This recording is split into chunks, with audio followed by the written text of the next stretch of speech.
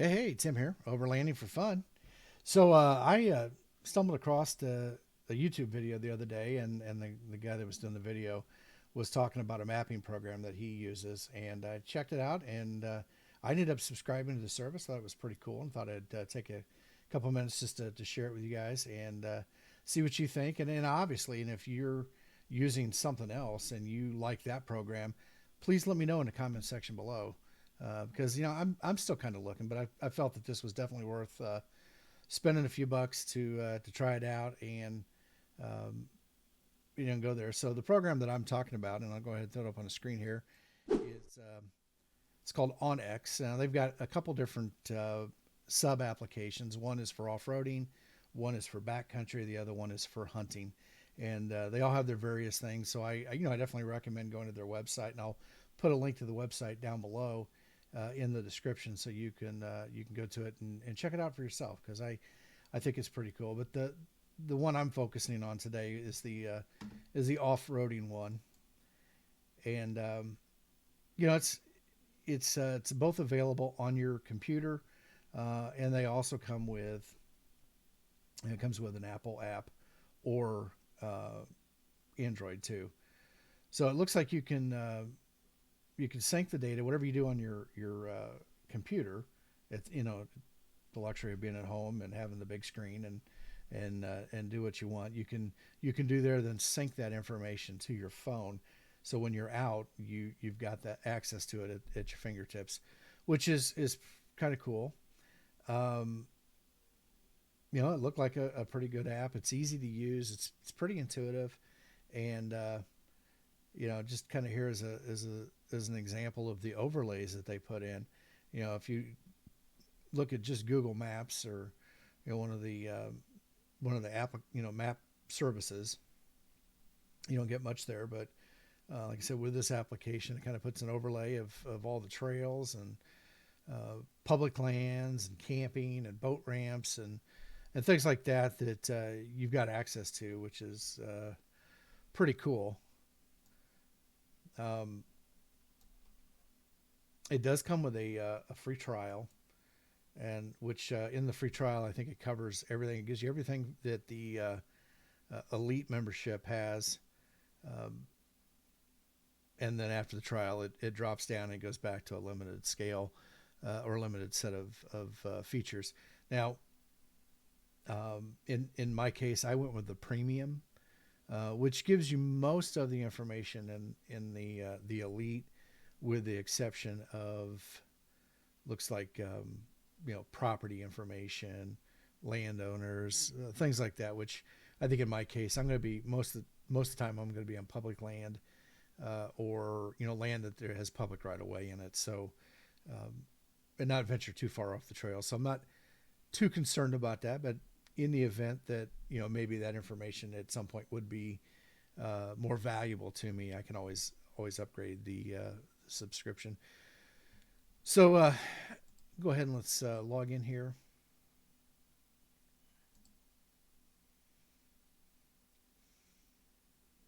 And generally on the surface, it looks just like any other satellite view map, except for it does have the overlays of the various trails and stuff. Now, some neat features you can go in. Now the off-roading app has the both dirt trail and snowmobiling. So if you snowmobile, there's also information in there too, and maybe that's where that premium account, or I'm sorry, the elite account might, that information in the elite account may be more applicable to somebody that's using snowmobiles and such, and not necessarily on roadways or dirt trails. Um, with the trail feature, you can select all types of trails. You've got options for dirt bikes, 50-inch trails, which are going to be the quads, and some of the side by sides, depending on what size they are. High clearance 4x4s and full width roads. Now I have a Bronco, so I'm going to stick with the high clearance and also the full width roads. Full width roads would be cool if you let's say you had some kind of a crossover type SUV that you really didn't want to take on pretty heavy duty trail or something, that's where, but you wanted the ability to go out and, take the family out and just have some fun. That's maybe where the full width roads would come into it. So you can select those. Now, based on where the crosshairs is on the map, and you can scroll in, scroll out, it's going to come up with different trails that are in the area. But, and you can select those trails, and you can find all kinds of information. Now, they've got some pretty neat stuff in here, some good information. So like this Sand Lick Trail that I just clicked on, it took it to me on the map and highlighted it. Gives me the difficulty rating, 7 out of 10. Tells me how long approximately I can take to drive it. Mileage, highest point elevation, types of vehicles, best times of the year. In some cases, not all trails are, like in the wet season, the rainy season, in the spring, you may not want to be on some trails because of it has water crossings that you may not be able to safely cross over.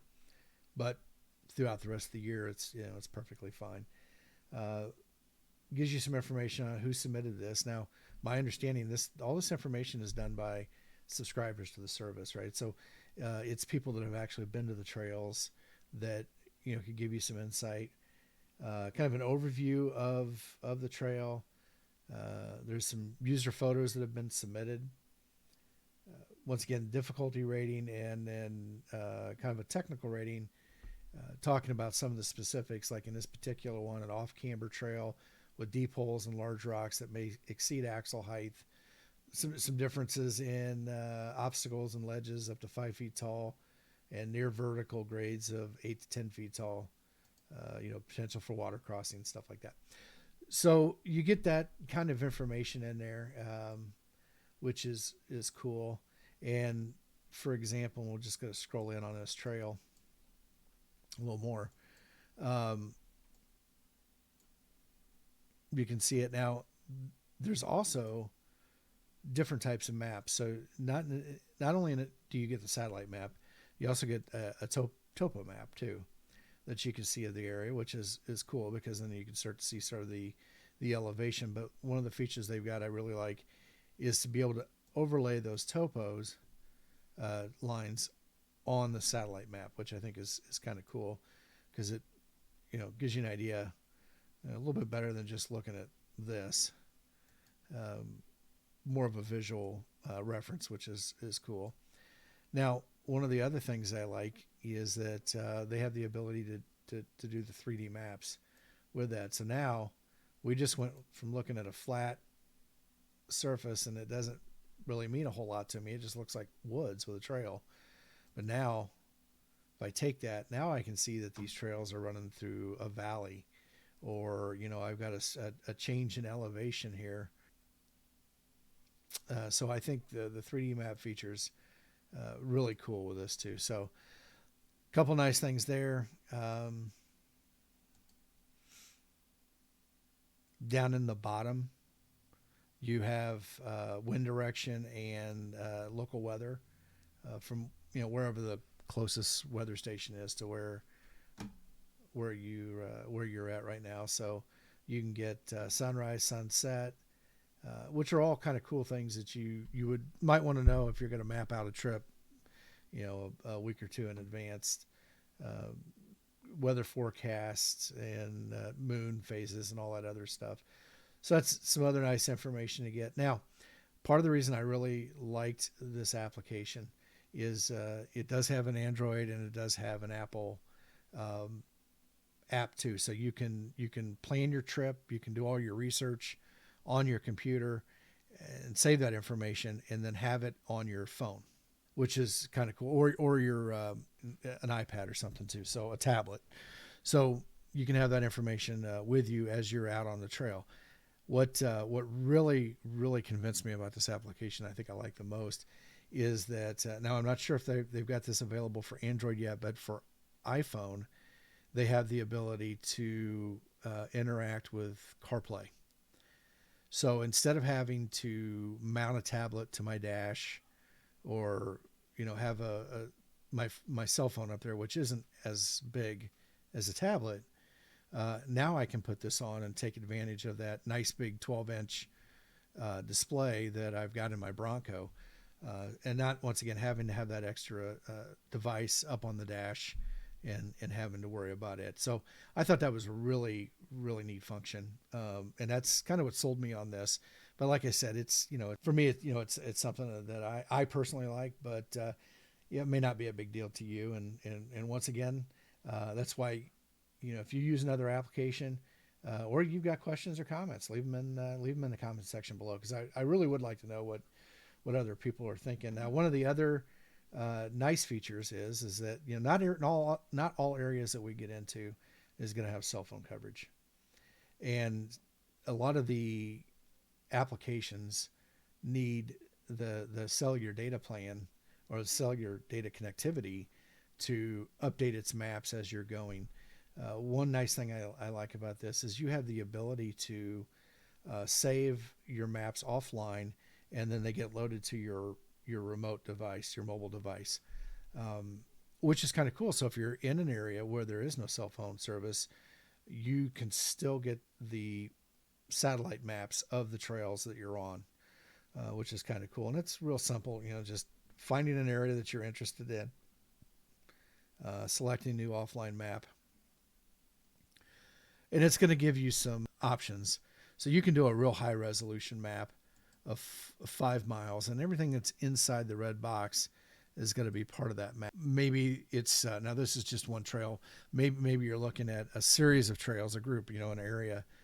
Maybe it's a whole national forest, and there's 40 different trails in there that you're interested in.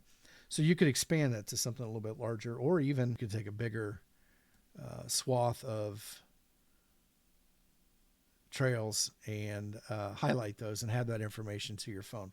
And like I said, that is really something nice to have if you're in an area without cell phone coverage, that would at least have that information at your fingertips if you are offline.